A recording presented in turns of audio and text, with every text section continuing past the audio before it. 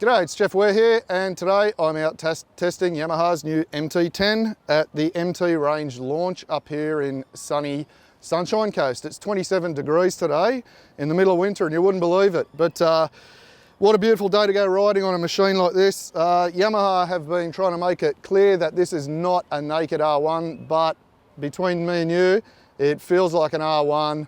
It's got the power of an R1, it handles like an R1, it stops like an R1, and it's got really good suspension. You know, it might not be a pure sports bike suspension setup, but it's very, very good. In fact, probably one of the few launches I've ever been on a variety of roads that I haven't touched a clicker in the front and or the back. And I just had a quick chat to Yamaha's technician, and this is a standard setup we're on today.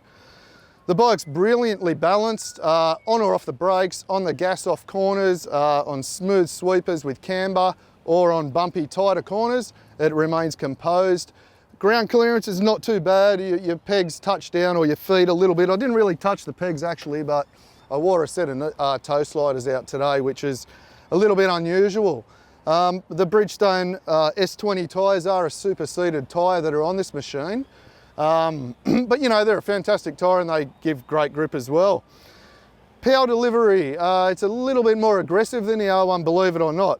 You've got three modes. We've got Mode A, Standard and Mode B. In a reverse to what Yamaha normally do, Mode A is the smooth map now, Mode B is the aggressive one.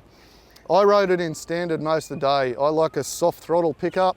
I found I could balance the bike better on that initial crack, whereas Mode B, it was just bang, it was instantly on. Even if you were dragging a bit of rear brake, trying to dampen that throttle, the bike would be thrown out of balance. And that's when the traction control had come in and, you know, save your ass basically. Map A was pretty good still, a little bit too aggressive for me on the initial throttle, but most of the boys here today actually preferred Mode A. So I'm probably one of the only ones that rode in Standard all day. I had the traction control set to level 3. There's level 1, 2 and 3. Level 3 is quite intrusive, but the bumpy, snotty sort of roads that we were on today, it might have been a bit too intrusive, but on the smoother, open stuff, I liked it. It would just kind of kick in and pick it up before you went over the lines. You could really run the bike right to the edge, on the edge of the tyre, and it'd hold there.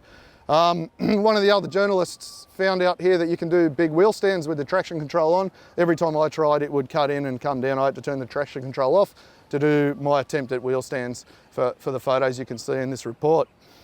Clutch action's really good, a little bit grabby off the line. It doesn't have launch control, doesn't need it, it's a street bike, but clutch action's not bad. Oh, I wish it had a quick shifter. Doesn't have a quick shifter, but I'm sure it's an easy option to do.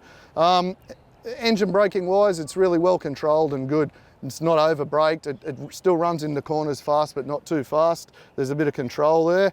The brake setup, it's not quite as high a spec as an R1, of course, but you know, it's got strong initial bite, not too powerful. So the forks don't dive through their stroke as soon as you grab the brakes. You can modulate that power nicely. And one of the strong points of this bike I found today was braking hard into turns. It's so rock solid in the front end, and if you've got confidence in the front end on a motorcycle, you can do anything on it. You know, comfort-wise, it's great. We had some freeway stints today. The seat's not too bad. You know, it's firm, but you know, there's no real aches or pains. There's no vibes through the handlebars. Mirrors are good, fairly vibe-free, good view through them. Overall, unbelievable motorcycle for under 18 grand. You know, they're going to be a popular bike, and I think Yamaha are on a real winner here. It's extra fast, and it's possibly set a new benchmark in inline 4-cylinder naked bikes.